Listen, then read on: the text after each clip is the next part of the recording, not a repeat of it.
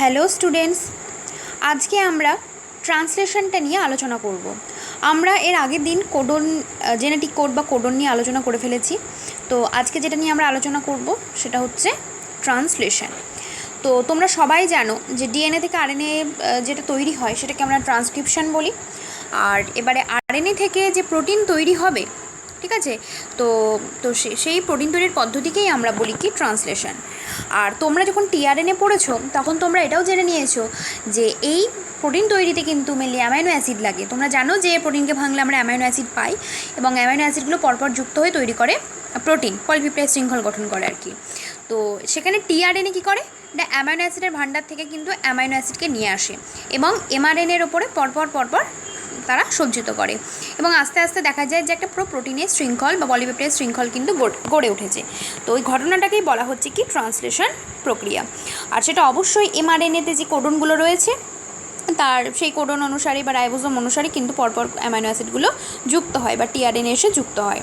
তো আমরা সংজ্ঞাটা কি বলবো না, যে জৈব রাসায়নিক পদ্ধতিতে সজীব কোষের সাইটোপ্লাজমে এমআরএনএ স্ট্যান্ডের কোডন অনুযায়ী রাইবোজোম, টিআরএনএ প্রভৃতি সহায়তায় নির্দিষ্ট অ্যামাইনো অ্যাসিডগুলো পলিপেপটাইড শৃঙ্খল দ্বারা যুক্ত হয়ে পেপটাইড বন্ধন দ্বারা যুক্ত হয়ে যে পলিপেপটাইড শৃঙ্খল গঠন করে, তখন সেটাকে আমরা বলি কি ট্রান্সলেশন। আর এই ট্রান্সলেশনটা হওয়ার জন্য প্রথমত অবশ্যই লাগবে কিন্তু এমআরএনএ স্ট্র্যান্ড, কারণ তোমরা জানো যে এমআরএনএ ছাড়া কিন্তু কখনোই ট্রান্সলেশন সম্ভব নয়। কারণ যে অ্যামাইনো অ্যাসিডগুলো বসবে সেই অ্যামাইনো অ্যাসিডগুলো কিন্তু এই এমআরএনএতে যে কোডনগুলো রয়েছে সেই কোডনগুলোর উপরেই কিন্তু বসবে। এবং তোমরা দেখতেই পাচ্ছ এখানে একটা ছবি দেওয়া আছে, 5 প্রান্ত থেকে 3 প্রান্তের দিকে যাচ্ছে। দেখো ইউজি দিয়ে স্টার্ট হয়েছে, পরপর যাবে এবং আলটিমেটলি ইউজিএ, ইউএজি এবং ইউএএ তোমরা জানো যেগুলোকে সমাপ্তকারী কোডন বলি, সেই কোডন দিয়ে কিন্তু শেষ হবে। আর দরকার রাইবোজোম। তোমরা জানো যে এমআরএনএর ওপর কিন্তু রাইবোজোমগুলো পরপর সজ্জিতও থাকে, যেটাকে আমরা পলিজোম বলে থাকি। তো 50S 30S, যেহেতু আমরা এটা প্রোক্যারিওটিক কোষের ক্ষেত্রে পড়ছি, তো ওই জন্য অবশ্যই 70S প্রকৃতির রাইবোজোমটা যুক্ত হবে। তো রাইবোজোম যেটা বললাম যে এমআরএনএর উপর যুক্ত হবে, দিয়ে পলিরাইবোজোম বা পলিজোম কিন্তু গঠন করবে। আর দরকার কিছু তোমার অ্যামাইনো অ্যাসিড, ঠিক আছে।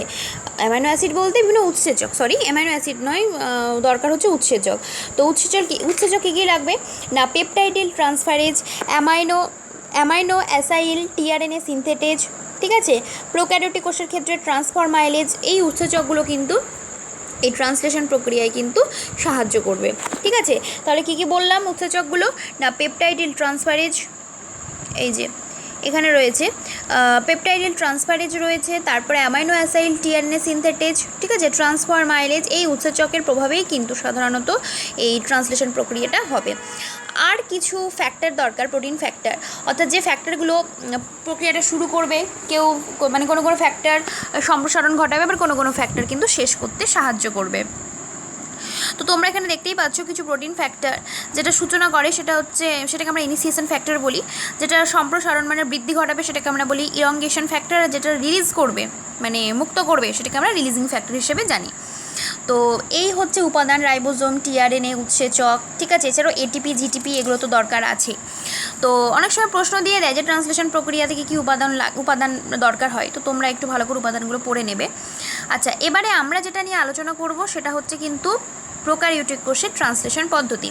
তো ট্রান্সলেশন হওয়ার আগে অবশ্যই তো অ্যামাইনো অ্যাসিডগুলোকে সক্রিয়করণ হওয়া দরকার, ঠিক আছে, সক্রিয় মানে হতে হবে। শুধু তাই না, যে অ্যামাইনো অ্যাসাইল টিআরএনএ সিনথেটেজ যে অ্যামাইনো অ্যাসিড, সেই অ্যামাইনো অ্যাসিড নয়, উৎসেচক, তো উৎসেচকগুলো তো এগুলোকেও সক্রিয় হতে হবে, তারপরেই কিন্তু ট্রান্সলেশন প্রক্রিয়াটা শুরু হবে।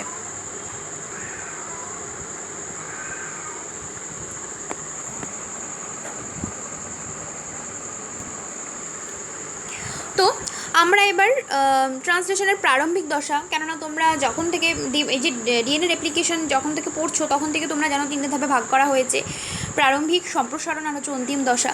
তো প্রথমত আমরা প্রারম্ভিক দশাটা নিয়ে আলোচনা করব। তো দেখো, প্রারম্ভিক দশা মানে অবশ্যই সেটা আমরা জানি প্রারম্ভিক যে কোডন AUG, তাই না, সেই AUG দিয়ে কিন্তু শুরু হবে। তো প্রোক্যারিওটিক কোষে যখন প্রথম AUG অর্থাৎ মিথিওনিন, আমরা জানি AUG মানে মিথিওনিনকে বোঝাচ্ছে, মিথিওনিনই হচ্ছে প্রথম অ্যামাইনো অ্যাসিড।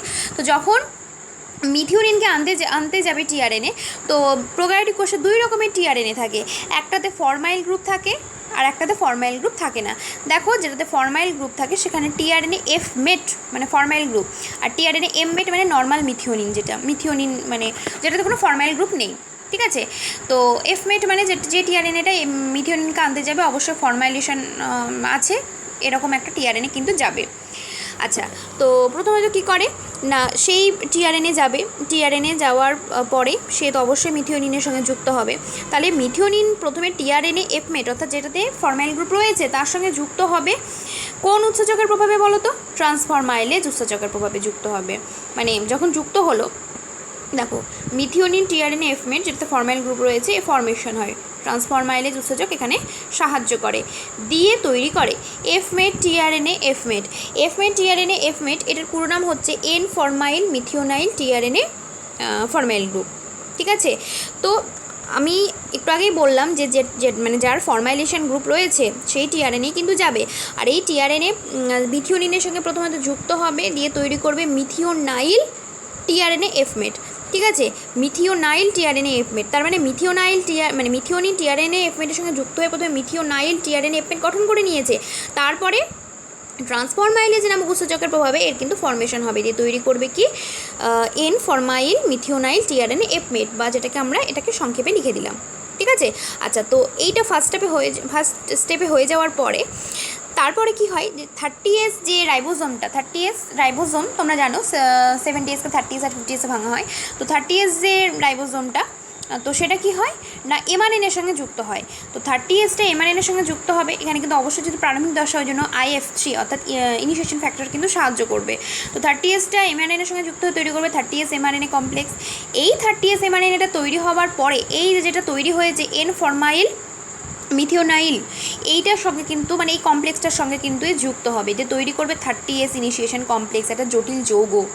সেম একই রকমভাবে এই 30S ইনিশিয়েশন কমপ্লেক্সটা রাইবোজোমের 50S এর সাথে যুক্ত হয়ে তৈরি করবে 70S ইনিশিয়েশন কমপ্লেক্স। সেম একই রকমভাবে 30Sটা প্রথমে দেখো 50S এর সঙ্গে যুক্ত হয়ে 70S তৈরি করেছে, 70Sটা আবার এমআরএনএর সঙ্গে যুক্ত হয়েছে, প্লাস যুক্ত হয়েছে এই যে কমপ্লেক্সটা তৈরি হয়েছে এর সাথে যুক্ত হয়েছে, সেম একই রকমভাবে তৈরি করেছে 70S ইনিশিয়েশন কমপ্লেক্স। তার মানে বুঝতেই পারছো প্রথমত তৈরি হলো 30S ইনিশিয়েশন কমপ্লেক্স, এই যে তারপরে তৈরি হলো কিন্তু 70S ইনিশিয়েশন কমপ্লেক্স।